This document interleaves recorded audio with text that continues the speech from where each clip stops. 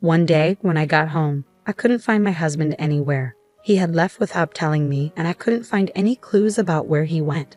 A few days later, I discovered that he and my sister had run away together to get married.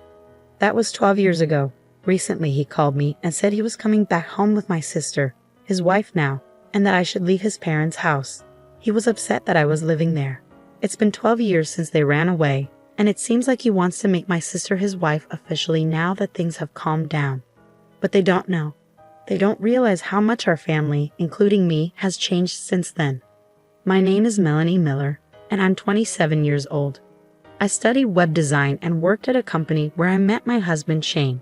Shane is a friendly guy who works in sales. We fell in love quickly and got married after a year of dating. After we got married, we moved in with his parents. I quit my job at the company and started working as a freelance web designer from home. I wanted to take care of our home and support my husband's lifestyle. At first, it was hard for me to find a steady job, so my income wasn't always reliable. But now things had changed. I was able to find work easily and make a steady income. I could work at my own pace and prioritize my family. I cherished the time I spent with my husband and his family in the mornings, evenings, and before bed. Life felt really good. But I started to notice a change in my husband's behavior. It began when I started making twice as much money as I did at my previous job just 2 months earlier. I was thrilled to have reached and exceeded my old salary. I couldn't wait to tell my husband when he got home from work. Shane, guess what? Last month, I made twice as much as I used to at my old job. What? Seriously? Your old job paid pretty well, didn't it? Yeah, but I've been wanting more. I finally did it. Yeah, sure, that's great. You want me to throw you a party? My husband's response was unexpectedly sarcastic and negative. I couldn't understand why he was acting that way, so I asked, Shane, are you upset with me about something? Did I do something wrong? I thought you'd be happy for me. Why should I be happy? My salary didn't increase. Well, yes, but can't you just be happy for me, your wife? Really? I'm not like you. I'm just not naturally happy. Shane. After that argument, my husband started to withdraw more and more each day. Our talks became less frequent until I was the only one saying good morning and good night. Even though we had only been married for a year, it felt like we were far from happy. My in-laws, who we lived with, could sense the tension but never said anything. 2 months passed and nothing changed. We ate together in silence, and he always controlled the TV. When I was watching something, he would eat all the food I bought without asking. Whenever I tried to talk to him about it, he would argue, so I stopped bringing it up. One day, while I was cleaning the house, my mother-in-law approached me looking concerned. Melanie, how are you feeling? Are you alright? What do you mean, am I alright? Well, when you and Shane first got married, you used to go out and have a good time together. But lately, it seems like you don't do that much anymore, and you hardly talk. Yeah, but we've only been married for a year, I replied, trying to brush off her concern. I forced a smile to reassure her, but she could tell it wasn't genuine. She looked at me seriously. If you don't want to talk about it, that's okay, but I worry about you. Lately, it seems like you've been feeling down. Well, I'm not pretending to be okay. Your father has noticed it too. We're just concerned that you might be overwhelming yourself. Oh, Mom. I couldn't deny that my husband's discomfort with my higher income might have been partly my fault. But at the same time, I felt alone in my achievement. When my mother finally acknowledged the pain I was feeling, it brought tears to my eyes. So I decided to open up to her completely.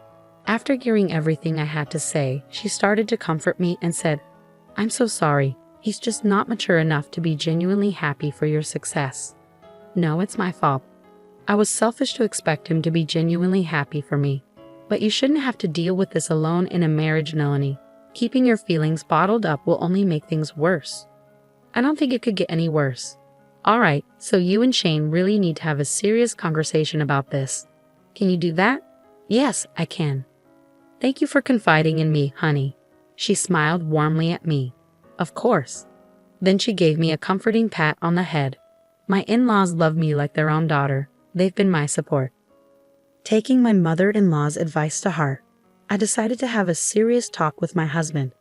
That night, I stayed up late, waiting for him to come home.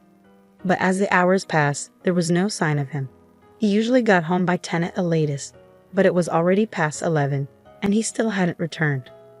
Why are you taking so long? I texted him, but he didn't respond. I started to worry that something might be wrong. I tried calling him, but he didn't pick up, and the phone just kept ringing. So I waited anxiously. Finally, around midnight, he walked in. I've been trying to reach you, I began, but he just sighed loudly and looked annoyed. What's going on? Why are you still up? Well, I wanted to talk to you about something important today. About what? He replied, sounding annoyed. I think our issues started because of my new salary, right? I should have maybe kept that to myself. I know it might have hurt your pride. As soon as I said that, I felt a shiver down my spine. He was standing there, looking cold and distant. I was scared stiff. He responded with anger. There's nothing to talk about, and it's pathetic that you're waiting up for me. I'm just trying to make things better between us, Shane. That's the problem. I obviously made a mistake in choosing the right partner. No, I'm exhausted from working overtime. You don't have any right to speak, considering you just stay home all day. My husband stormed past me and headed upstairs to our room. I couldn't bring myself to move until I was sure he was upstairs. Why was he talking to me like that? All I wanted was a normal married life. My mother-in-law had encouraged me to talk to him, but it didn't solve anything. After his attitude, I didn't want to push for another conversation. It felt like he completely ignored me as a person, and it left me feeling bitter. 2 more months passed and still we didn't talk. The days seemed endless, slipping by in a blur. Then, one day, I came home to find my husband gone. I went into his room and something felt off. Huh? Shane's room is never this tidy. Shane isn't exactly known for being neat, but his room was strangely clean. His clothes and suitcase were gone. It hit me then, he'd moved out. I tried calling my in-laws, but their phone was either off or disconnected. Just as I was panicking, my sister, Mimi, called me. Hi sis, it's been a while. Mimi, I can't talk right now. Is he? Your husband isn't there, is he? What? How did you know? Something's not right, I said, feeling a sense of unease. I'm with your husband right now. What? What do you mean? Well, I happened to be at the bar, and I ran into him there. We had a drink, and he mentioned that you two weren't really getting along. Mimi, no, you can't be serious. I am. I'm dating him now, and we're planning to get married, so don't try to stop me. Going away. That's ridiculous. Bring Shane back home right now. I'm sorry I can't. I've actually had feelings for him for a while now, and he's tall and handsome. I'm taking him. Then she hung up. I tried calling her back many times, but she never answered. Instead, she sent me pictures. There were dozens of photos of them together, going on dates, smiling. It was really hard for me to see. A few days later, I received the completed divorce papers signed by Shane. When I called his workplace, they told me he had already quit. I knew I couldn't deal with this on my own anymore. I decided to tell my parents and in-laws about what was happening and ask for their support.